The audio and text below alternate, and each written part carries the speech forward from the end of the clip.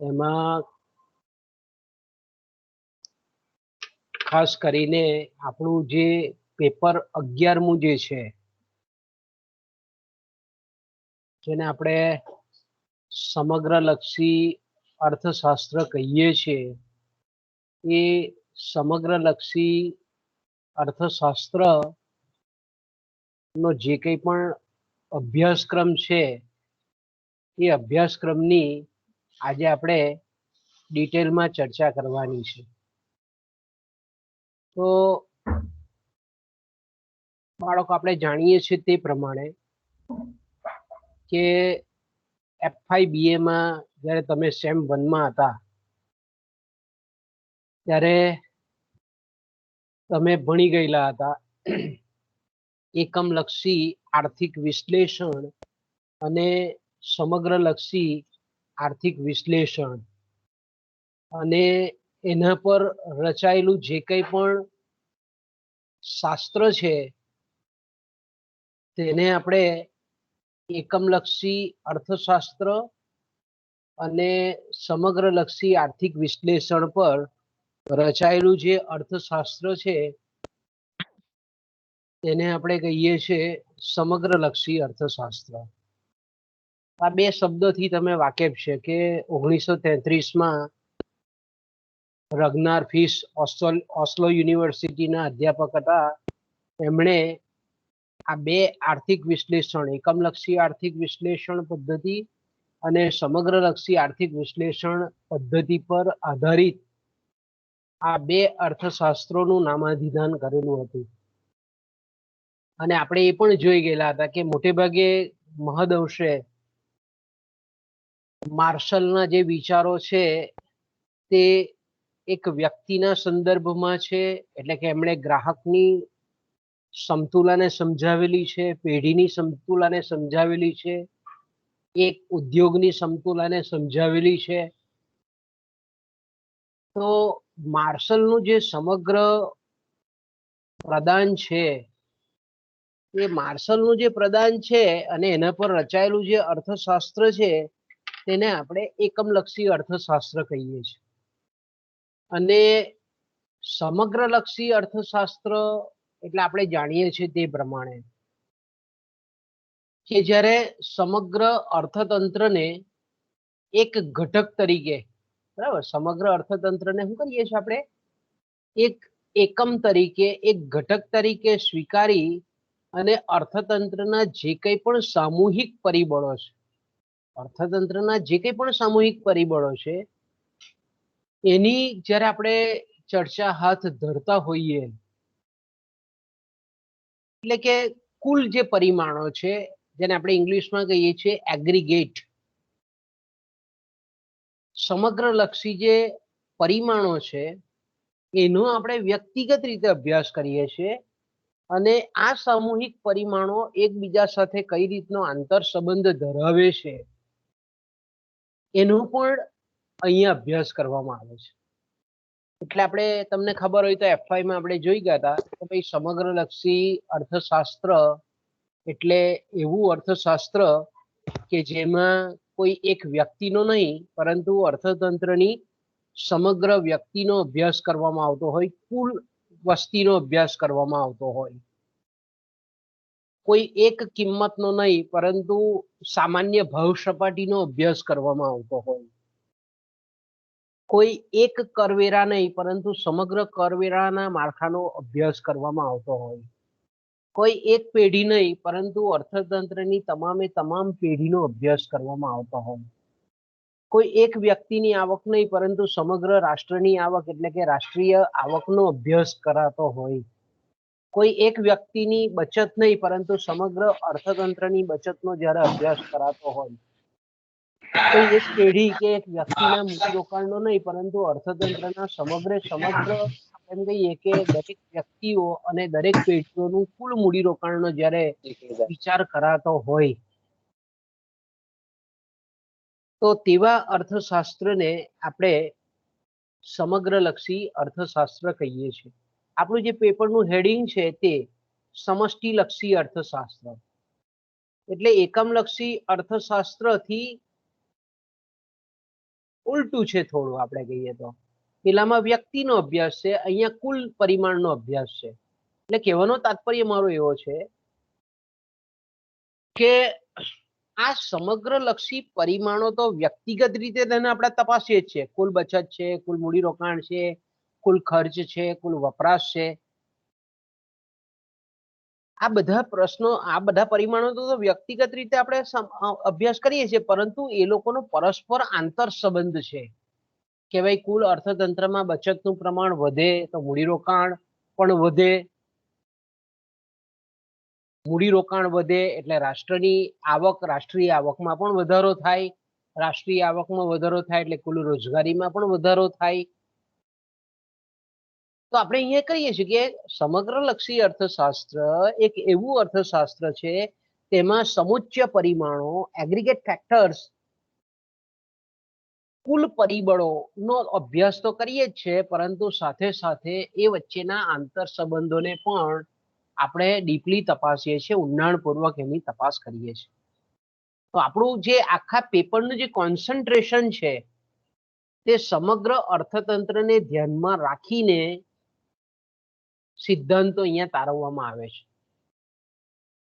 એકમલક્ષી અર્થશાસ્ત્રમાં એક પેઢીની સમતુલાને આપણે સમજીએ છીએ. અહીંયા આખા અર્થતંત્રની સમતુલાને આવક અને રોજગારીના પરિપ્રેક્ષ્યમાં આપણે સમજવાનો પ્રયત્ન કરીએ છીએ.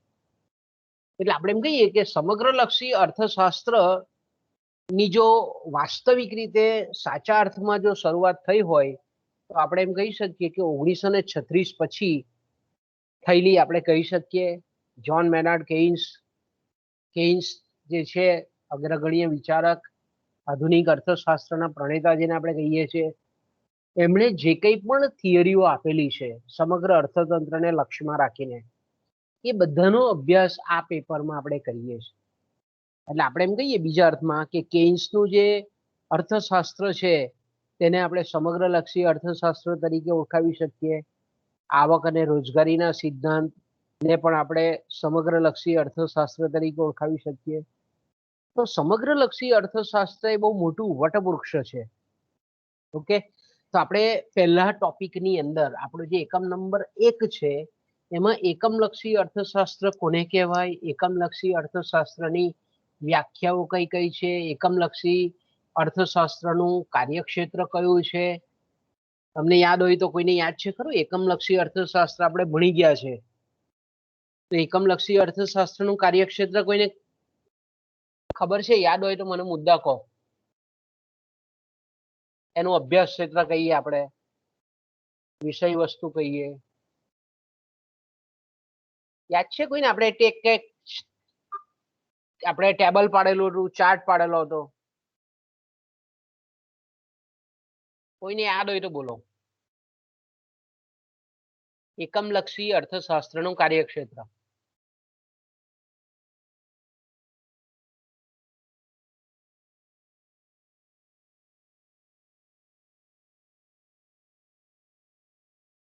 છે બાળકો કોઈને યાદ?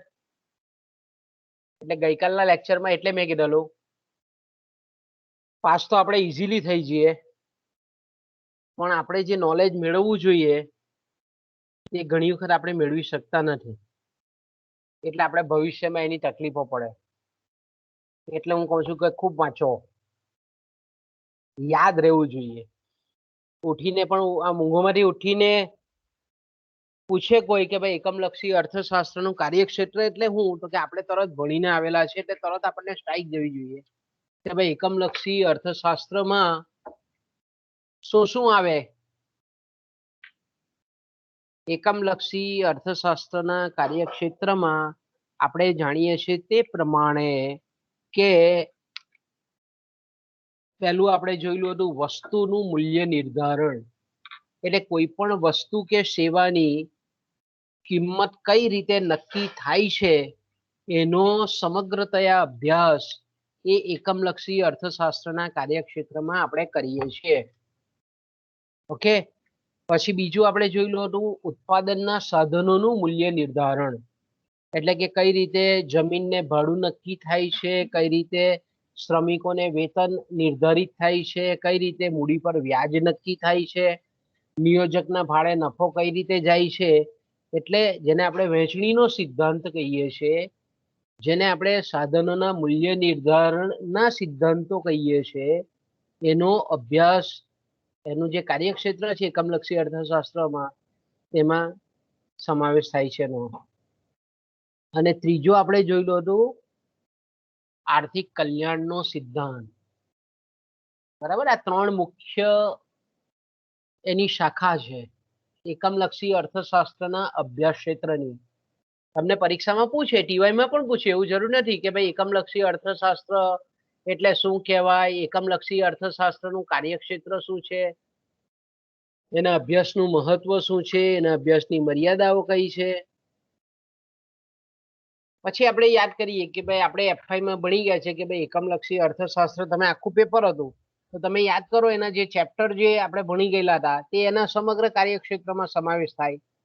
એટલે આપણે એમ કહીએ કે માંગનો નિયમ છે, પુરવઠાનો નિયમ છે, માંગની મૂલ્ય સાપેક્ષતાઓ છે, માંગની આવક સાપેક્ષતા છે, માંગની પ્રતિમૂલ્ય સાપેક્ષતા છે, બિન પ્રમાણસર ઉત્પાદનનો નિયમ છે, ઉત્પાદનના સિદ્ધાંતો છે.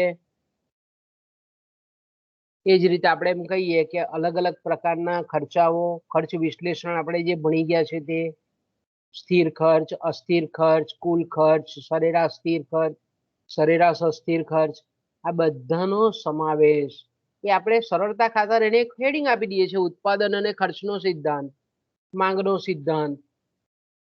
તો આપણે એમ કહી શકીએ કે જ્યારે વસ્તુનું મૂલ્ય નિર્ધારણ શબ્દ આવે એટલે કિંમત નક્કી કરવાની. અને કિંમત નક્કી કરવા માટે શું બે અગત્યના પરિબળો જરૂર છે?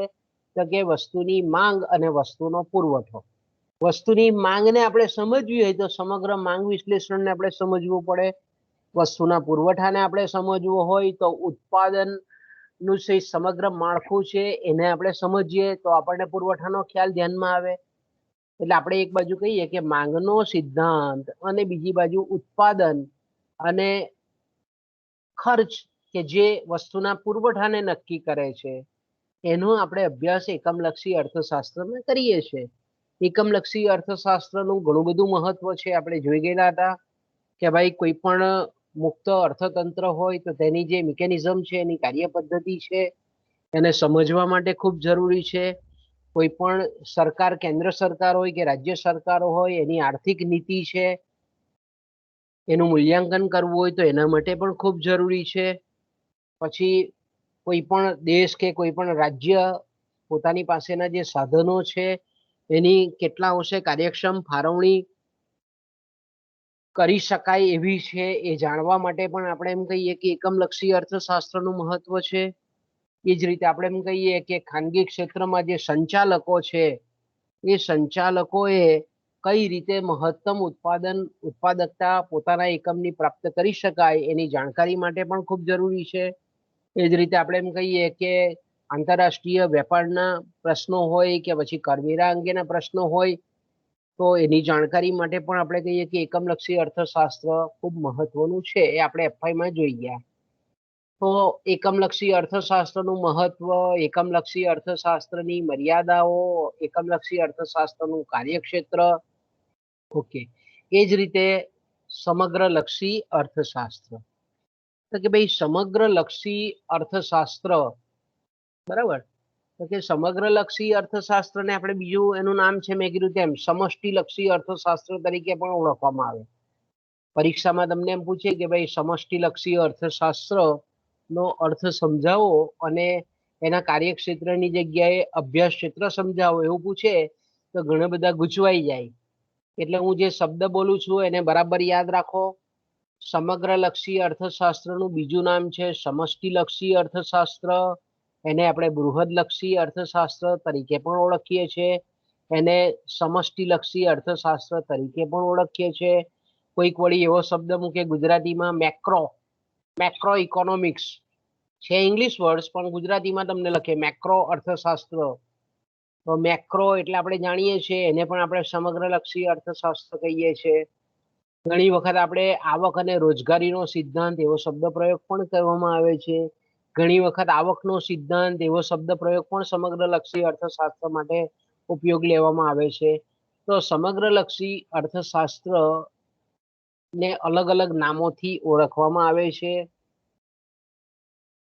તો એનો અર્થ એટલે કે એની ઘણા બધા અર્થશાસ્ત્રીઓ આપેલી વ્યાખ્યાઓ છે, એ વ્યાખ્યાઓને આપણે અહીંયા સમજવાની છે. જે રીતે એકમલક્ષી અર્થશાસ્ત્રની વ્યાખ્યાઓ સમજીએ છીએ એ જ રીતે સમગ્રલક્ષી અર્થશાસ્ત્રની વ્યાખ્યાઓ પણ સમજવાની છે અહીંયા.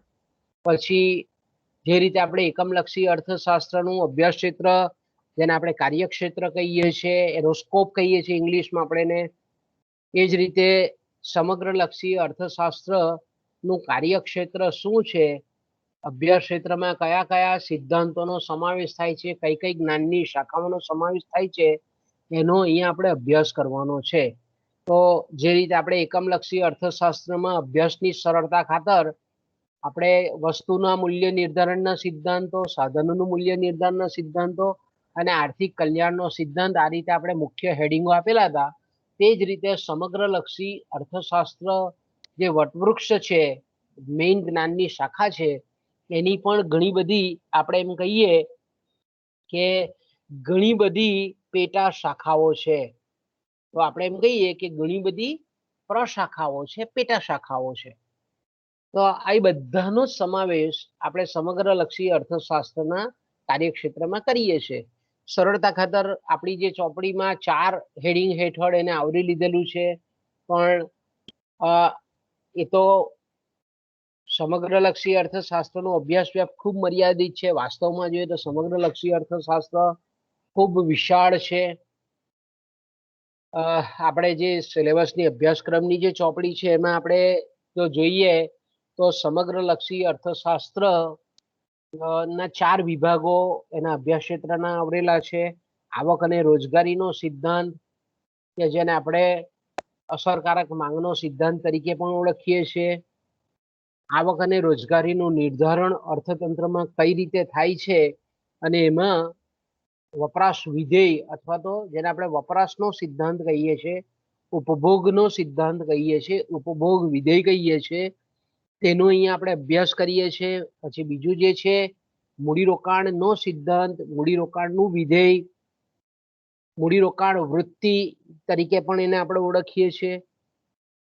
તો આવક અને રોજગારીને નક્કી કરનારા જે કંઈ પણ સિદ્ધાંતો છે, ખૂબ બહુ મોટો સિદ્ધાંત છે. આજે દરેક એક આપણે એમ કહીએ કે એના જે સિદ્ધાંતો છે એના પર આધારિત અર્થશાસ્ત્રો અલગ અલગ રીતે વિશિષ્ટ રીતે વિકસેલા છે. તો આપણે એમ કહીએ કે એમાં સમગ્ર રીતે આવક અને રોજગારીનો જે સિદ્ધાંત છે, જો એની આપણે વાત કરીએ તો ખાસ કરીને મેં કીધું તેમ કે એમાં કેઇન્સનું જે સમગ્ર વિશ્લેષણ છે, વપરાશ વિધેય કોને કહેવામાં આવે છે, વપરાશ વૃત્તિ કોને કહેવામાં આવે છે, બરાબર. વપરાશ વિધેય આપણે કહીએ તો વપરાશ વિધેય કોને કહેવામાં આવે છે, વપરાશ વૃત્તિ, એ જ રીતે આપણે એમ કહીએ કે સરેરાશ વપરાશ વૃત્તિ, સીમાંત વપરાશ વૃત્તિ, આ રીતે આપણે એમ કહીએ કે એનો અહીંયા આપણે અભ્યાસ કરીએ છીએ. સરેરાશ છે, સીમાંત છે. એ જ રીતે આપણે એમ કહીએ કે સરેરાશ વપરાશ વૃત્તિ, સીમાંત વપરાશ વૃત્તિના વિધેયો કેન્સે તારવેલા છે, એનો પણ અહીંયા આપણે અભ્યાસ કરીએ છીએ. એ જ રીતે આપણે એમ કહીએ કે વપરાશને અસર કરતા પરિબળો, વપરાશ વૃત્તિને નક્કી કરનારા પરિબળો, એટલે બીજા અર્થમાં આપણે એમ કહીએ તો બચત વૃત્તિને નક્કી કરનારા જે કંઈ પણ પરિબળો છે એનો સમગ્રતયા અભ્યાસ કરીએ છીએ. ખૂબ લાંબો સિદ્ધાંત છે કે આપણે એના પછીના જે ટોપિકો છે એમાં આપણે આ ભણવાનો છે. ત્રીજો ટોપિક છે તે આપણે સમગ્રલક્ષી અર્થશાસ્ત્રના જ આપણે એમ કહીએ કે આ સિદ્ધાંતોની જ આપણે અહીંયા સમજ મેળવવાની છે. આજે છે પ્રશિષ્ટોનો સિદ્ધાંત છે કે અસરકારક માંગનો સિદ્ધાંત છે, તે એના કાર્યક્ષેત્રમાં પણ આપણે સમજવાના છે. ઓકે. પછી આવે છે સમગ્રલક્ષી બીજો જે આપણે કહીએ કે કાર્યક્ષેત્રમાં બીજો જે વિભાગ પડે છે તે, જેને આપણે સામાન્ય ભાવ સપાટીનો સિદ્ધાંત કહીએ છીએ. દેખ્યું ને કે સમગ્રલક્ષી અર્થશાસ્ત્રમાં કોઈ એક વસ્તુના ભાવો નહીં, પરંતુ અર્થતંત્રની તમામ વસ્તુઓના ભાવોને જ્યારે આપણે સમજતા હોઈએ તો તેને આપણે સામાન્ય ભાવ સપાટીનો સિદ્ધાંત કહીએ છીએ. અને આપણે જોઈ ગયા છે તે પ્રમાણે SYમાં સેમ 3માં ભાવ સૂચકાંક પદ્ધતિ, એમાં આપણે ઘણી બધી વસ્તુઓના સમૂહો લઈ અને પછી ચોક્કસ સમયગાળા દરમિયાન અર્થતંત્રમાં જે ભાવોમાં કેટલો વધારો ઘટાડો થયેલો છે અને એ આધારે આપણે નાણાંના મૂલ્યમાં કેટલો વધારો ઘટાડો થયેલો છે એ આપણે માપીએ છીએ. તો ફુગાવો છે અને નાણાંના મૂલ્યને રિલેટેડ કેટલી થિયરીઓ છે, એ બધાનો અભ્યાસ એ સામાન્ય ભાવ સપાટીના મુખ્ય મુદ્દા હેઠળ આપણે કરીએ છીએ. ત્રીજો જે છે તે છે આર્થિક વૃદ્ધિ અને આર્થિક વિકાસનો સિદ્ધાંત. કે ભાઈ આર્થિક વૃદ્ધિ કોને કહેવાય, આર્થિક વિકાસ કોને કહેવાય, આર્થિક પ્રગતિ કોને કહેવાય, આર્થિક વિકાસના નક્કી કરતા આર્થિક વિકાસને કઈ રીતે માપી શકાય છે, આર્થિક વિકાસના જે કંઈ પણ સિદ્ધાંતો છે એ આખું પેપર તમે જે પેપર 12 જે ભણશો તે એકચ્યુઅલી સમગ્રલક્ષી અર્થશાસ્ત્રની જ એક શાખા છે. અને જે પેપર 12 ભણવાના છે, 12 છે, 13 છે, આંતરરાષ્ટ્રીય અર્થશાસ્ત્ર પણ એ શું છે કે ભાઈ સમગ્રલક્ષી અર્થશાસ્ત્રની જ એક શાખા છે. આર્થિક વૃદ્ધિ અને વિકાસનું જે અર્થશાસ્ત્ર છે તે પણ સમગ્રલક્ષી અર્થશાસ્ત્રની જ એક શાખા છે. તો આજે આપણે એમ કહીએ કે સમગ્રલક્ષી અર્થશાસ્ત્ર એટલું બધું મોટું વટવૃક્ષ છે કે એની દરેક શાખાઓ અલગ અર્થશાસ્ત્રમાં વિકસેલી આપણને જોવા મળે છે. તો આપણે એમ કહીએ કે આર્થિક વિકાસનો સિદ્ધાંત હોય કે પછી આંતરરાષ્ટ્રીય વેપાર અંગેના સિદ્ધાંત હોય, આર્થિક વૃદ્ધિના નમૂનાઓ હોય, આર્થિક આપણે એમ કહીએ કે આયોજન છે, આખું આયોજનનું અર્થશાસ્ત્ર છે, આર્થિક નીતિનું અર્થશાસ્ત્ર છે, ઘણી બધી આર્થિક વિશ્લેષણની પદ્ધતિઓ છે, આ બધાનો સમાવેશ એ સમગ્રલક્ષી અર્થશાસ્ત્રમાં થાય છે. કે બહુ મોટી આખી બ્રાન્ચ છે આર્થિક વિકાસનો સિદ્ધાંત જેને આપણે કહીએ છીએ એ બહુ મોટી એની શાખા છે કે ભાઈ એમાં ઘણું બધું આપણે ડિટેલમાં એનો અભ્યાસ કરીએ છીએ. ઓકે, ત્યાર પછી આપણે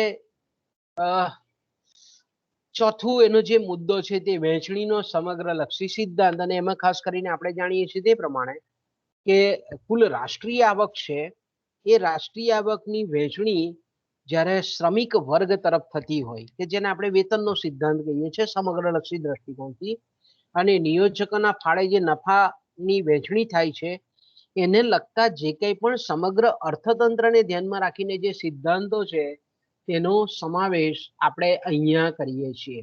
એટલે કે સમગ્રલક્ષી અર્થશાસ્ત્રના કાર્યક્ષેત્રની ચોથી શાખામાં કરીએ છીએ. એને આપણે કહીએ છીએ વહેંચણીનો સમગ્રલક્ષી સિદ્ધાંત. અને એમાં ખાસ કરીને મેં કીધું તેમ કે વેતન અને નફાનો જે સાપેક્ષ હિસ્સો છે રાષ્ટ્રીય આવકમાં એની આપણે ચર્ચા કરીએ છીએ. ઓકે, સમગ્રલક્ષી અર્થશાસ્ત્રનું મહત્વ શું છે કે ભાઈ શા માટે સમગ્રલક્ષી અર્થશાસ્ત્રનો અભ્યાસ કરવો પડે, સમગ્રલક્ષી અર્થશાસ્ત્રની મર્યાદાઓ કઈ છે, જે રીતે આપણે એકમલક્ષી અર્થશાસ્ત્રની જે આપણે ચર્ચા કરી ગયા એનું મહત્વ, તે જ રીતે સમગ્રલક્ષી અર્થશાસ્ત્રનું પણ બહુ મહત્વ છે કે એક તો આર્થિક નીતિની રચના કરવી હોય, આર્થિક નીતિનું અમલીકરણ કરવું હોય, પછી આર્થિક સમસ્યાઓ કોઈ વ્યક્તિના સંદર્ભમાં મોટે ભાગે અર્થતંત્રને ધ્યાનમાં રાખીને એ સમસ્યાનું સમગ્રતયા નિરાકરણ કરવું પડે છે. એટલે આપણે એમ કહીએ કે આજના જે પ્રશ્નો છે તે સમગ્રલક્ષી સ્વરૂપ ધરાવે છે અને એના ઉકેલ માટે સમગ્રલક્ષી અર્થશાસ્ત્રનો અભ્યાસ ખૂબ જરૂરી છે. એ જ રીતે આપણે એમ કહી શકીએ કે એકમલક્ષી અર્થશાસ્ત્રની જો રચના કરવી હોય અથવા તો એકમલક્ષી અર્થશાસ્ત્રના જે કંઈ પણ સિદ્ધાંતો છે એના નિયમોની તારવણી કરવી હોય તો આપણે જાણીએ છીએ તે પ્રમાણે કે સમગ્રલક્ષી અર્થશાસ્ત્ર એ ખૂબ મહત્વનું પુરવાર થાય છે. ઓકે, એ જ રીતે એની મર્યાદાઓ પણ છે.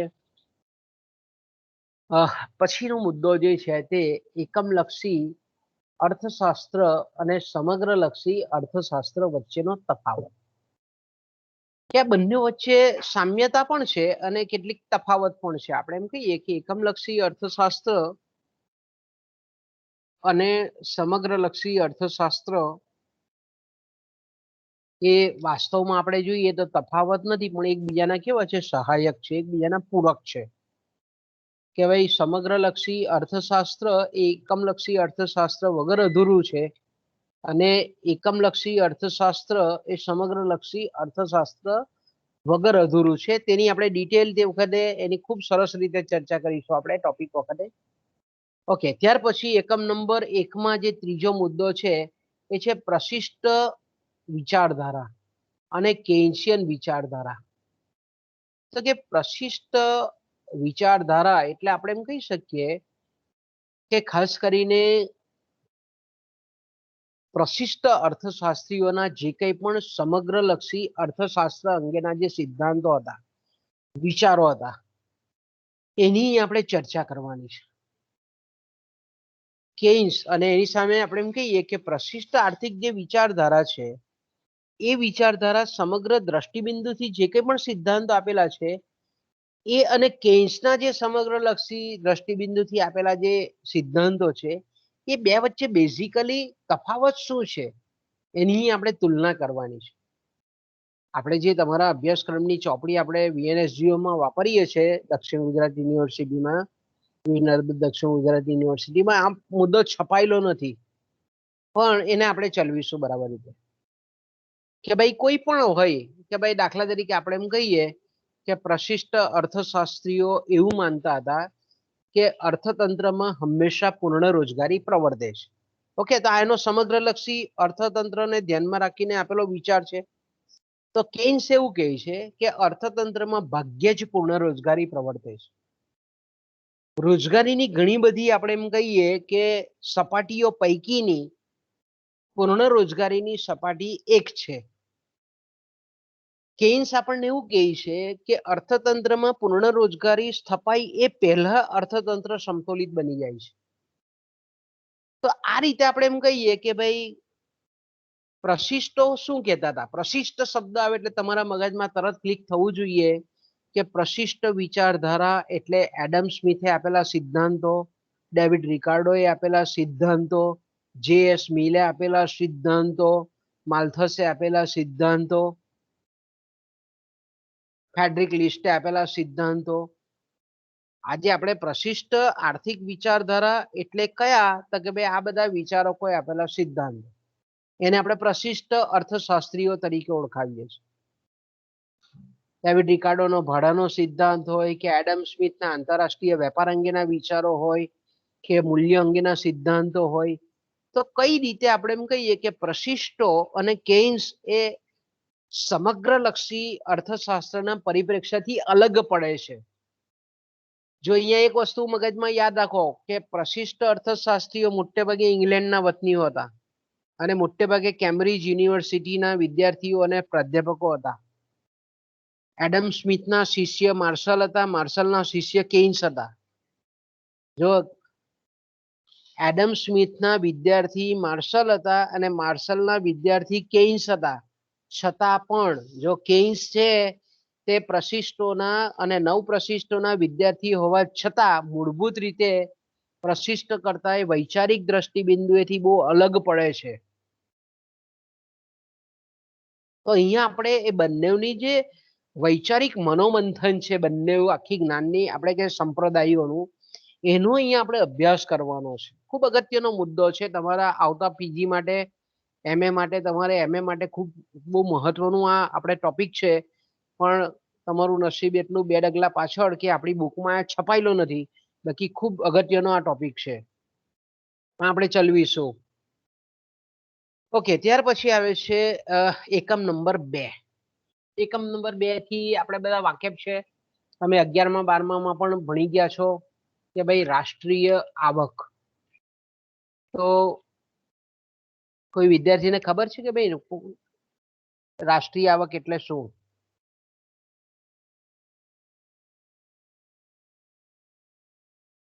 આપણે શબ્દ બહુ સાંભળીએ છીએ, રાષ્ટ્રીય આવક.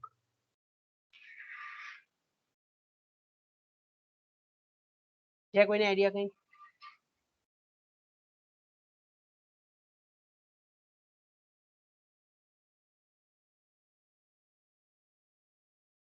ઓકે, આગળ જઈએ આપણે. ચાલો, તો આ જે આપણો ટોપિક છે, તો રાષ્ટ્રીય આવક એટલે આપણે સિમ્પલમાં સિમ્પલ જાણીએ છીએ કે કોઈક એક ચોક્કસ દેશ, બરાબર, કોઈ પણ દેશ માં કોઈ એક ચોક્કસ સમયગાળા દરમિયાન મોટે ભાગે આપણે 1 વર્ષનો સમયગાળો લઈએ છીએ. તો કે ભાઈ રાષ્ટ્રીય આવક એટલે કોઈ એક દેશમાં કોઈ એક ચોક્કસ સમયગાળા દરમિયાન મોટે ભાગે 1 વર્ષની અંદર જેટલા પણ ઉત્પાદનના સાધનો છે એ ઉત્પાદનના સાધનોએ કરેલું ચોખ્ખું ઉત્પાદન મૂલ્ય એને આપણે કહીએ છીએ રાષ્ટ્રીય આવક. એને આપણે શું કહીએ છીએ?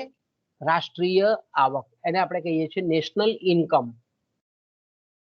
અને હિસાબો શબ્દ છે, જો અહીંયા આપણે તમને કહ્યું રાષ્ટ્રીય આવક અને હિસાબો, તો કે હિસાબો શું છે? તો કે ભાઈ આ સામાજિક એકાઉન્ટિંગ છે.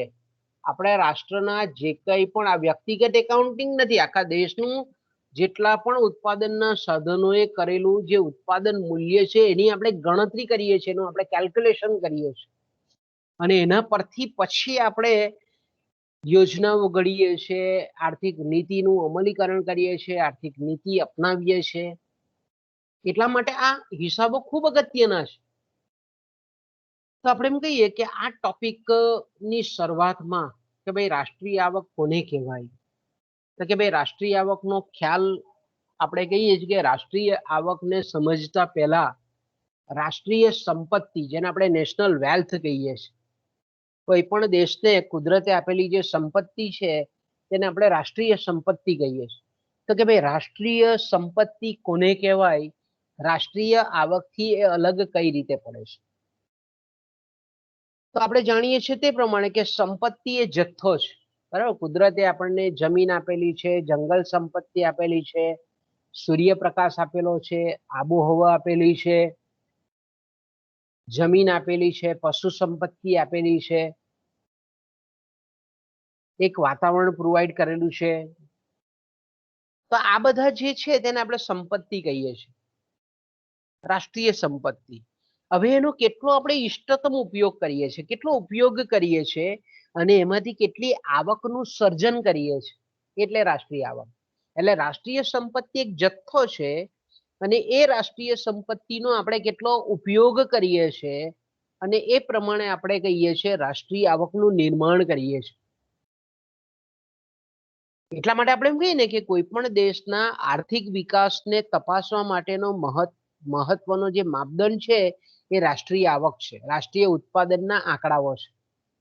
આપણે ભલે ગમે તેટલો માનવ વિકાસ આંકને જોઈએ છે કે ભૌતિક જીવન ગુણવત્તા આંકને જોઈએ છે, પણ વાસ્તવમાં કોઈ પણ દેશની રાષ્ટ્રીય આવક એ આજે પણ પ્રછન્ન રીતે આપણે એમ કહી શકીએ કે આર્થિક વિકાસનું એક અગત્યનું બેરોમીટર છે. તો રાષ્ટ્રીય આવક છે શું? તો કે ભાઈ રાષ્ટ્રને મળેલી જે કંઈ પણ સંપત્તિ છે એનો કેટલો ઉપયોગ કરવામાં આવે છે, કેટલો સારી રીતે ઉપયોગ કરવામાં આવે છે કે જેથી કરીને રાષ્ટ્રીય આવકમાં એટલો વધારો થાય. તો આપણે એમ કહી શકીએ કે રાષ્ટ્રીય આવકનો ખ્યાલ ખૂબ ઊંડો ખ્યાલ છે. આપણે જે સમજીએ છીએ એટલો સરળ નથી.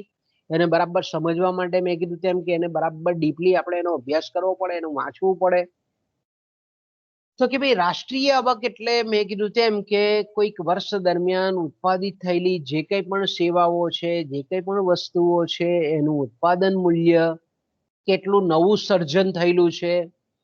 એ જ રીતે આપણે એમ કહી શકીએ કે જ્યારે આપણે રાષ્ટ્રીય આવકના આંકડાઓ પ્રાપ્ત કરતા હોઈએ ત્યારે આપણા દેશના ઉદ્યોગપતિઓએ કરેલી નિકાસ અને પેઢીઓએ કરેલી આયાતને પણ અહીંયા આપણે બાદ કરીએ છીએ.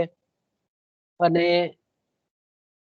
જ્યારે પણ આપણે રાષ્ટ્રીય આવક ગણીએ છીએ ત્યારે એની ઘણી બધી રીતે ગણતરી થાય છે. બજાર ભાવે થાય છે, પ્રવર્તમાન ભાવ સપાટીએ થાય છે, પછી સ્થિર ભાવોએ થાય છે, સાધનોની કિંમતે થાય છે, ચોખ્ખી સાધનોની કિંમતે થાય છે. ઘણા બધા એના પછી આપણે એના પેટા ગણતરી માટેના ઘણા બધા પાસાઓ છે. એ પાસાઓની પણ અહીંયા આપણે સમજૂતી મેળવવાની છે.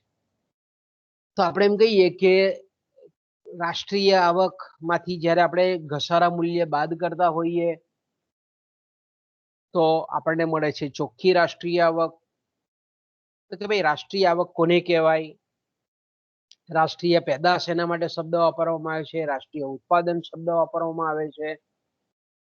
રાષ્ટ્રીય આવકની ઘણી બધી વ્યાખ્યાઓ, એમાં પણ આપણા ખાસ કરીને આપણે એમ કહીએ કે માર્શલની ઉત્પાદનના દ્રષ્ટિબિંદુએથી આપેલી વ્યાખ્યા છે તેને આપણે અહીંયા અભ્યાસક્રમમાં લેવાની છે.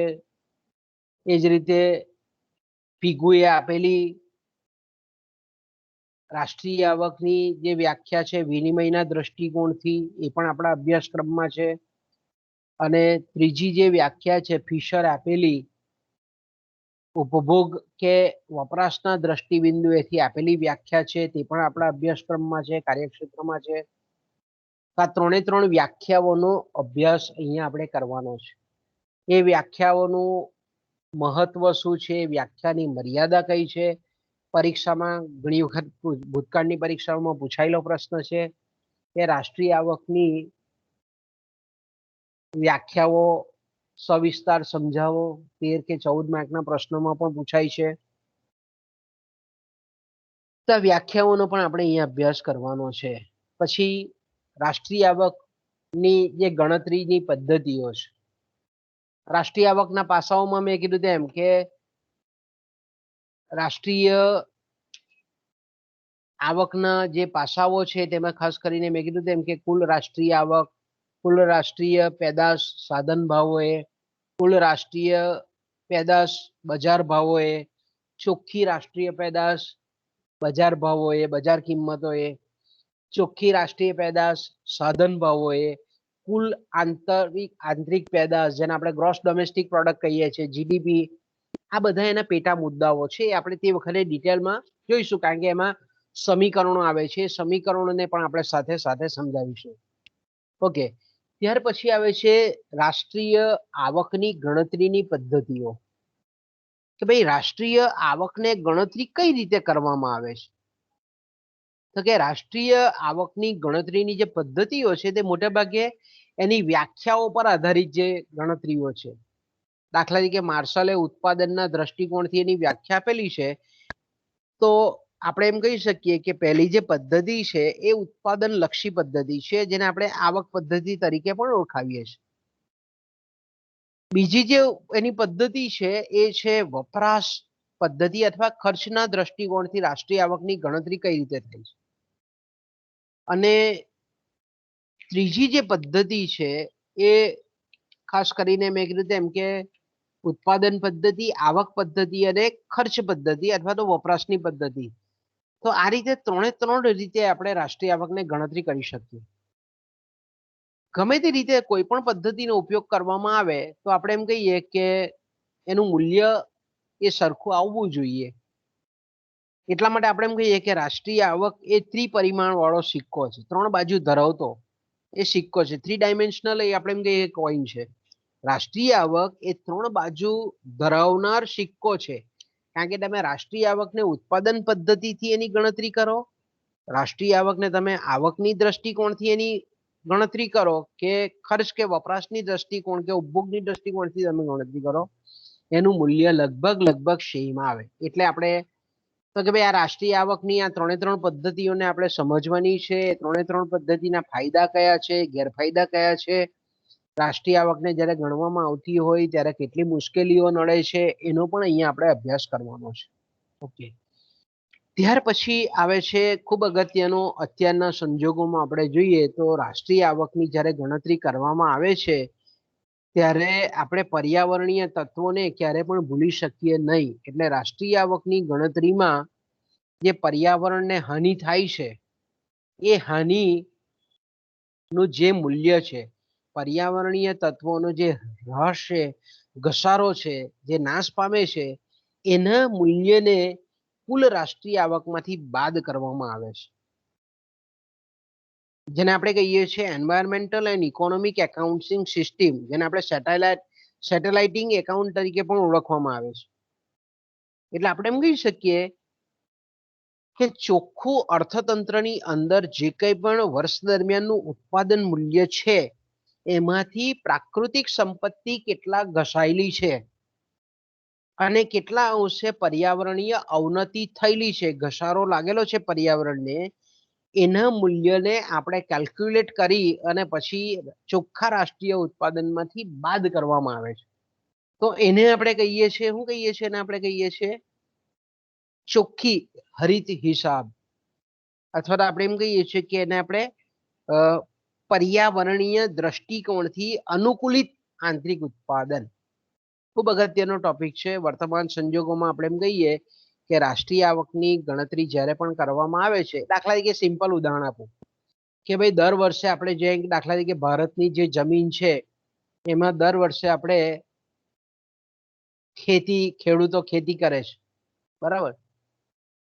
તો ખેડૂતો ખેતી કરે છે એટલે આપણે જાણીએ છીએ તે પ્રમાણે કે ખેતી જ્યારે થતી હોય, પાકોનું આપણે એમ કહીએ કે પાકોને ઉત્પાદિત કરી અને પછી એનું હાર્વેસ્ટિંગ કરી અને પછી એનો આપણે ઉપયોગ કરીએ છીએ. તો જ્યારે આપણે કહીએ કે જમીન પર વાવણી કરવામાં આવે, વાવેતર કરવામાં આવે, બીમાંથી આપણે એમ કહીએ કે છોડ ઉત્પન્ન થાય, એમાંથી આપણે ફળ છે કે એના જે કંઈ પણ બિયારણો છે એનો આપણે ઉપયોગ કરીએ છીએ. તો આપણે કહીએ કે બિયામાંથી જ્યારે પાકોનું સર્જન થાય છે ત્યારે જમીનના ઘણા બધા પોષક તત્વો, જેને ડેવિડ રિકાર્ડો કહે છે અવિનાશી તત્વોનો ઉપયોગ કરવામાં આવે છે. કે ભાઈ જમીનની અંદરનો નાઇટ્રોજન છે, ફોસ્ફરસ છે, સલ્ફર છે, પોટાશ, આ બધા જે કંઈ પણ તત્વો છે એનો વનસ્પતિઓ ઉપયોગ કરે છે. તો ઉપયોગ કરે છે એટલે આપણે એમ કહીએ કે જમીનમાંથી તો એટલા તત્વો ઓછા થવાના. ઓકે, આ એક દાખલો આપણે કહીએ. બીજું આપણે કહીએ છીએ કે ઔદ્યોગિક ઉત્પાદન કરવામાં આવે છે, બરાબર? અંકલેશ્વર જીઆઈડીસીમાં આપણે જઈએ છીએ તો ઘણી બધી ફેક્ટરીઓ ચાલતી હોય.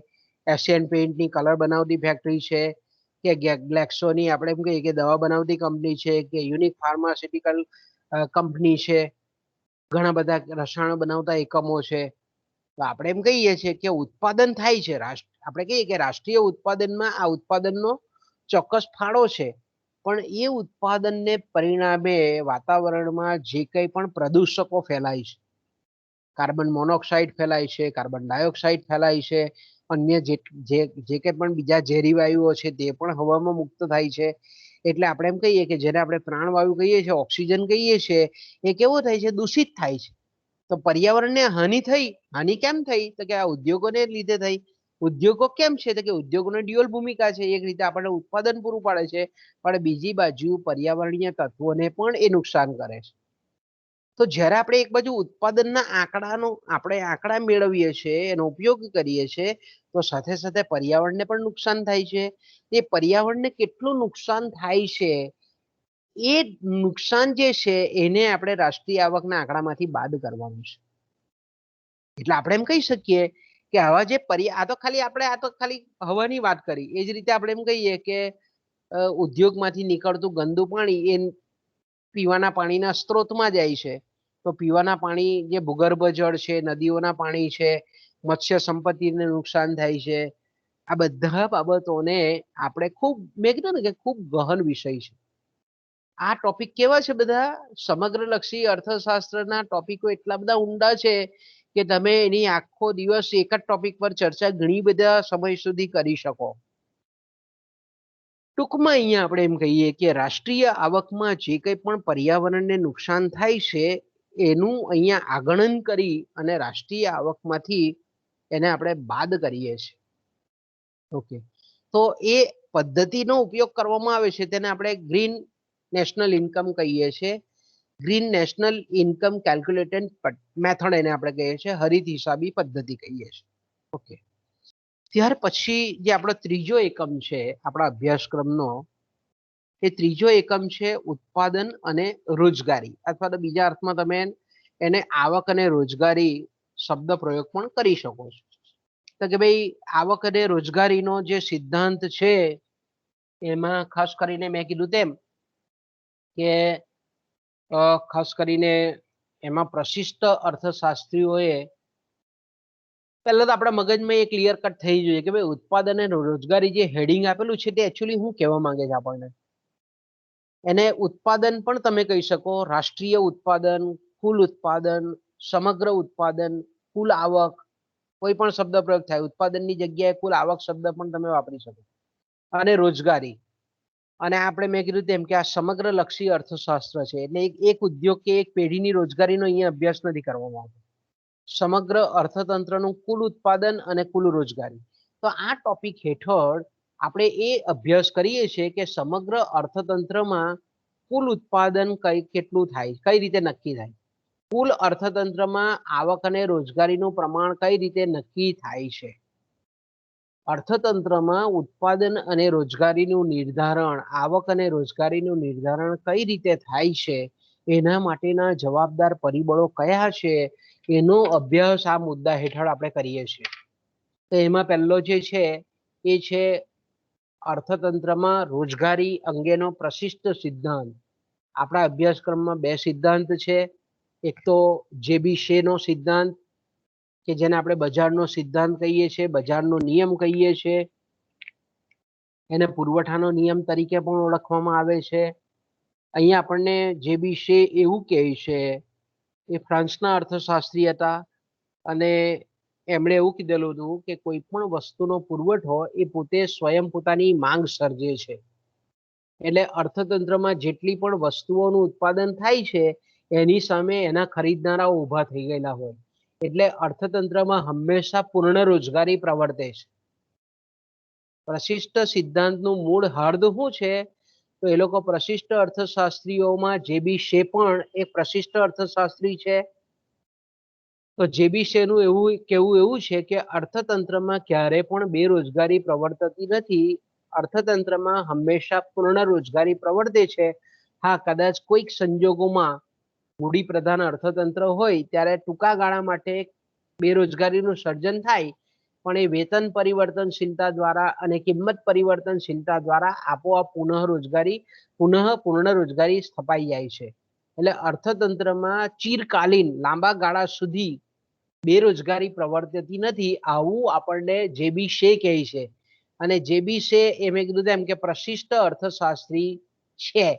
એટલે આપણે એમ કહીએ કે અર્થતંત્રમાં પૂર્ણ રોજગારી પ્રવર્તે છે એ સમજાવતો જે સિદ્ધાંત છે એને આપણે બજારનો નિયમ કહીએ છીએ, એને આપણે જેબી શેનો નિયમ કહીએ છીએ, એને આપણે રોજગારી અંગેનો પ્રશિષ્ટ સિદ્ધાંત તરીકે પણ ઓળખીએ છીએ. તો આ પહેલો સિદ્ધાંત છે પ્રશિષ્ટનો રોજગારી અંગેનો, આવક અંગેનો સિદ્ધાંત. પછી બીજો સિદ્ધાંત જે અભ્યાસક્રમમાં છે તે એ છે પીગુએ આપેલો વેતન કાપનો સિદ્ધાંત. જેબી શેનો સિદ્ધાંત પછી પીગુનો વેતન કાપનો સિદ્ધાંત. કે પીગુ એવું કહે છે કે અર્થતંત્રમાં જ્યારે પૂર્ણ રોજગારીની અવસ્થામાં જ્યારે અસમતુલા ઊભી થાય અને એ અસમતુલા ઊભી કરવા માટે સરકાર કે જે શ્રમ સંગઠનો છે, શ્રમિકોના લેબર યુનિયનો છે અને સરકારની જે કંઈ પણ આપણે એમ કહીએ કે નીતિ રીતિઓ છે, એ આપણે એમ કહીએ કે પૂર્ણ રોજગારીની પ્રાપ્તિ માટે એ અડચણરૂપ છે. એટલે આપણે એમ કહીએ કે પીગુ આપણને એવું કહેવા માંગે છે કે અર્થતંત્રમાં જો પૂર્ણ રોજગારી પ્રાપ્ત કરવી હોય તો વેતન કાપ અપનાવવો જોઈએ. એ સિદ્ધાંત છે, ખૂબ સરસ સિદ્ધાંત છે, તે પણ આપણે તે વખતે જોઈશું.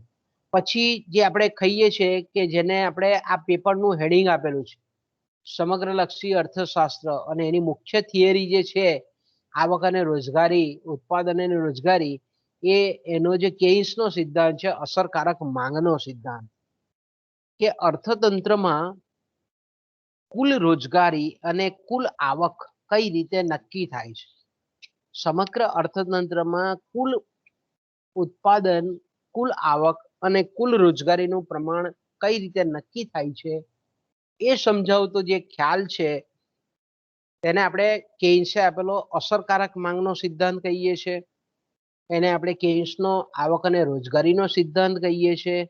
એને આપણે કેઇન્સનો ઉત્પાદન અને રોજગારી અંગેના સિદ્ધાંત તરીકે પણ ઓળખીએ છીએ. ખૂબ એનો ડીપમાં આપેલો સિદ્ધાંત છે.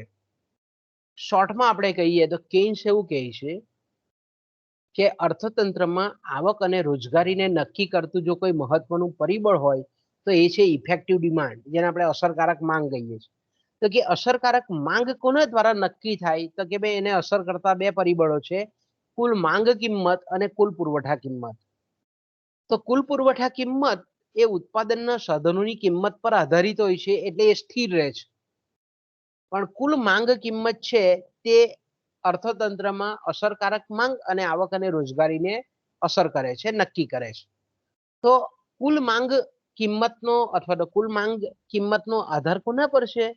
તો કે ભાઈ અર્થતંત્રમાં થતો વપરાશ અને અર્થતંત્રમાં થતા મૂડીરોકાણ પર આધારિત છે. તો વપરાશને અસર કરતા પરિબળો કયા છે એની આને સમજૂતી આપેલી છે તો કે લોકોની વપરાશ વૃત્તિ, સીમાંત વપરાશ વૃત્તિ, સરેરાશ વપરાશ વૃત્તિ, લોકોની આવક. અર્થતંત્રના લોકોની વપરાશ વૃત્તિ કોના આધારે નક્કી થાય તો કે એના આત્મલક્ષી પરિબળો છે, કેટલાક વસ્તુલક્ષી પરિબળો છે, પરલક્ષી પરિબળો છે. તો આપણને કુલ માંગ કિંમતને અસર કરતું પરિબળ પહેલું વપરાશ છે, પછી છે મૂડીરોકાણ. અને અર્થતંત્રમાં મૂડીરોકાણને નક્કી કરતા પરિબળો કયા છે તો કે ભાઈ વ્યાજનો દર અને મૂડીની સીમાંત કાર્યક્ષમતા. વ્યાજના દરને નક્કી કરનારા પરિબળો કયા છે તો કે ભાઈ રોકડ પસંદગી અને નાણાંનો પુરવઠો. જ્યારે મૂડીની સીમાંત કાર્યક્ષમતાને નક્કી કરનારા પરિબળો છે મૂડીની પુરવઠા કિંમત અને મૂડી સાધનોનું ભવિષ્યનું અનુમાનિત વળતર, અપેક્ષિત જે વળતર છે તે.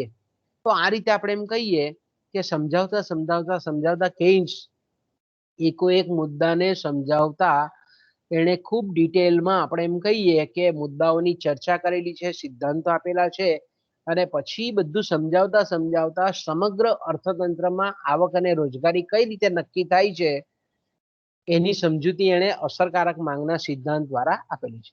તો ત્યાર પછીના જેટલા પણ આપણા સિલેબસના ટોપિકો છે એના પછીનો તમે જુઓ તો વપરાશ વિધેય તો કે ભાઈ એ અસરકારક માંગના સિદ્ધાંતનો જ એક ભાગ છે.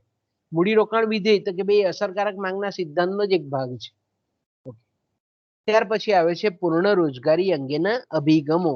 પૂર્ણ રોજગારી અંગેના અભિગમો એટલે પૂર્ણ રોજગારીને આપણે સમજવી હોય તો આપણે એમ કહીએ કે પૂર્ણ રોજગારી અને અપૂર્ણ રોજગારી વચ્ચેનો ભેદ શું છે. પૂર્ણ રોજગારીને જો આપણે સમજવી હોય તો આપણે બેરોજગારીને પહેલા સમજવી પડે. તો બેરોજગારીના પ્રકારો કેટલા કેટલા છે. મોસમી બેરોજગારો છે, આકસ્મિક બેરોજગારો છે, લાંબા ગાળાના આપણે એમ કહીએ કે બેરોજગારી છે.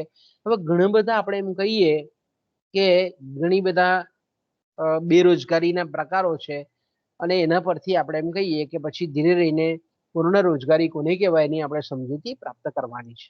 ઓકે. અને જે ચોથો એકમ છે આપણો એ છે વપરાશ અને મૂડીરોકાણ વિધેય. આપણે 5 મિનિટની ચર્ચા કરી અને આપણો લેક્ચર પૂરો કરીએ.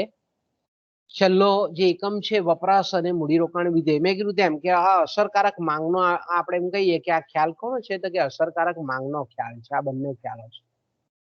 તો કે ભાઈ વપરાશ તો કે ભાઈ વ્યક્તિ અથવા તો કોઈ પણ પેઢી હોય, વ્યક્તિ હોય એ પોતાની આવકનો કેટલો ભાગ ખર્ચે છે એને આપણે વપરાશ કહીએ છીએ, એને આપણે ઉપભોગ કહીએ છીએ.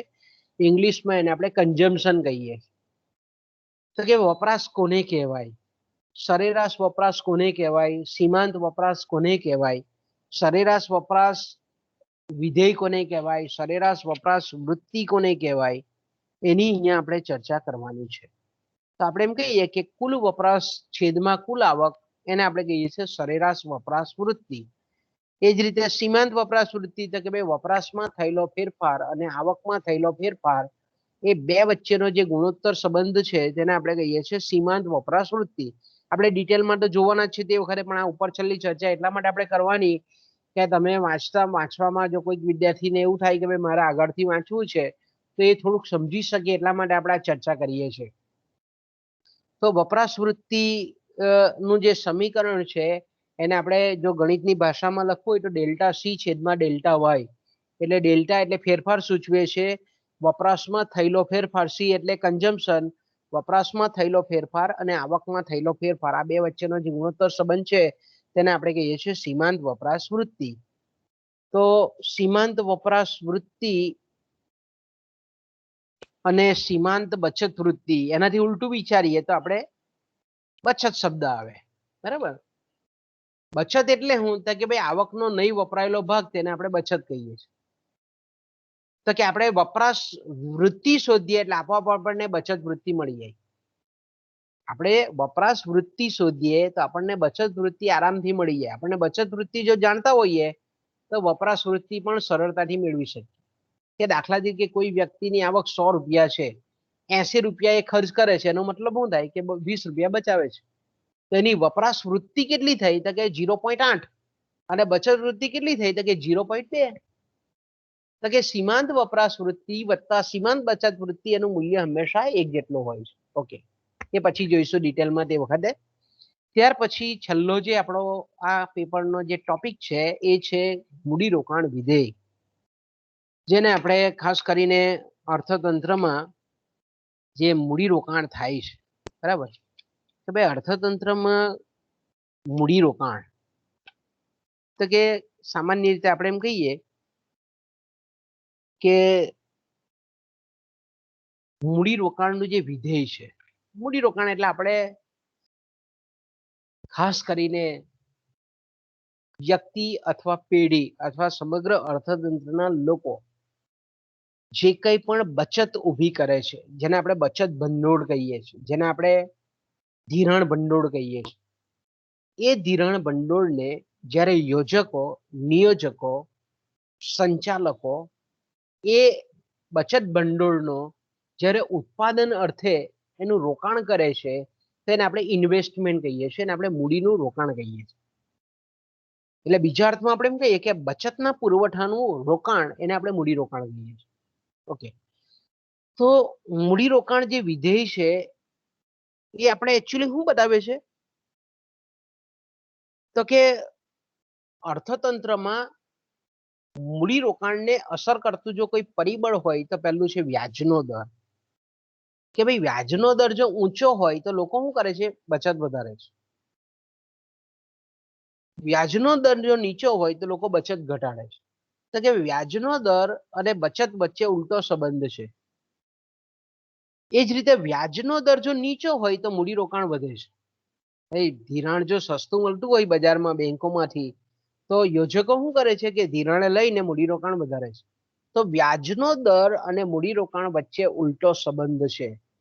તો મૂડીરોકાણમાં વધારો, મૂડીરોકાણ વૃત્તિમાં વધારો ક્યારે થાય? તો કે વ્યાજનો દર એક અસર કરતા પરિબળ છે. બીજું પરિબળ છે મૂડીની સીમાંત કાર્યક્ષમતા. એટલે કેન્સ આપણને એવું સમજાય છે કે વ્યાજનો દર સમયના ટૂંકા ગાળામાં બહુ વધઘટ થતો નથી, એટલે મૂડીરોકાણને અસર કરનારું જો કોઈ પરિબળ હોય તો એ છે મૂડીની સીમાંત કાર્યક્ષમતા. મૂડીની સીમાંત કાર્યક્ષમતા એટલે શું? તો કે ભાઈ વધારાના એક એકમના મૂડીરોકાણ પર ભવિષ્યમાં જે વળતર મળવાનું છે એનો અપેક્ષિત દર છે, તેને આપણે કહીએ છીએ મૂડીની સીમાંત કાર્યક્ષમતા. એટલે મૂડીની સીમાંત કાર્યક્ષમતા કોને કહેવાય? મૂડીની સીમાંત કાર્યક્ષમતા અને મૂડીરોકાણ વચ્ચેનો સંબંધ કેવો છે? મૂડીની સીમાંત કાર્યક્ષમતાને અસર કરતા પરિબળો કયા કયા છે? એ બધાની ચર્ચા અહીંયા આપણે કરવાની છે છેલ્લા ટોપિકમાં.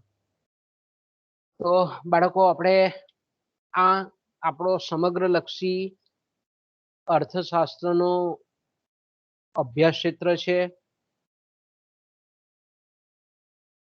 જો તમારે મેં કીધું તેમ કે સારું કેરિયર બનાવવું હોય તો અત્યારથી વાંચવાનું શરૂ કરી દેજો, કારણ કે આ બધા ટોપિકો બહુ ઊંડા ટોપિકો છે અને આ બધા પેપરો તમને આવતા વર્ષે કામ લાગવાના છે. આમાંની ઘણી બધી થિયરીઓ તમારે એમએમાં પાછી રિપીટ થશે. ઓકે, તો આપણે કાલે મળીએ પાછા. અહીંયા આપણે આપણી મીટિંગ પૂરી કરીએ છીએ.